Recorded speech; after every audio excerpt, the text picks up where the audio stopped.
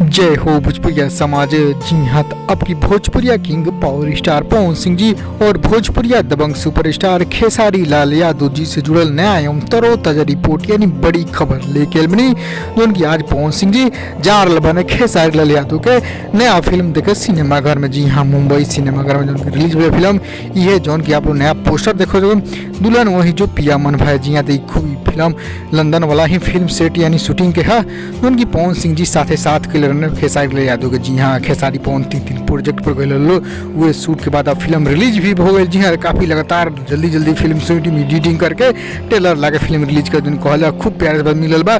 चारों तरफ हाउसफुल के बैनर लगल बा। जी हाँ, आप लोग ढेर सारा फोटो भी देखते हो। उनकी ये नया खबर से बड़ी रिपोर्ट, लेकिन सारा कुछ जाने में डिटेल साथ पूरा वीडियो अंत तक देखी। उससे पहले एक और रिक्वेस्ट करें आपसे के यदि आप भोजपुरिया आर्यन चैनल पर नया बानी जुड़म जरूर सब्सक्राइब कर लें और एक घंटे के आप जो दबा दें। जी हाँ, तो ये फिल्म दुल्हन वही जो पिया मन भाई 1 2 ना 4 स्टेट में एक साथ रेलवे बिहार झारखंड मुंबई गुजरात, जो उनकी पवन सिंह मुंबई में माने अपना नया सेट पर जो उनकी लगातार 4 5 फिल्म के साइन करने और 3 4 वीडियो के सॉन्ग शूटिंग कर देने ऑडियो बात। जी हाँ, तो कहल पवन सिंह जी टाइम निकाल के आज दूसरा दिन कहल जाओ तो मीडिया सूत्रों द्वारा बड़ी खबर आ सामने कि आज पवन सिंह जी गई मुंबई सिनेमाघर में यानी खेसारी यादव की फिल्म देखे। जी हाँ, बड़ी खबर अपडेट आ रहा बा।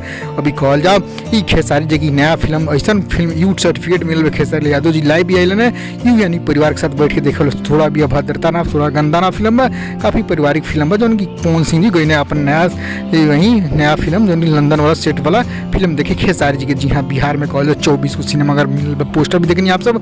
चारों तरफ पटना में भी हाउसफुल बा, मुंबई में भी कई सिनेमाघर हाउसफुल बा और गुजरात साथ झारखंड चारों तरफ धूम मचल। जी आप लोग नया खबर कैसे खबर जरूर पसंद पड़ रही ये तरह प्यास देते रही। सही भोजपुरिया सीतारा अपन भोजपुरिया हमारी खबर लाइक से कमेंट कर बता। आप फिल्म देखनी कि ना नहीं देख लेते लिस्ट देखी सिनेमाघर के अपन रंजीत सिनेमा में पहुंची खूब प्यारे से बदी और रिलेटेड इंस्टाग्राम पास सर्च करके भोजपुरी हो गए वहाँ भी फॉलो, वहाँ पे लाइव वीडियो भी देखे आपसे खूब भीड़ बा सिनेमाघर में 10 लोग के।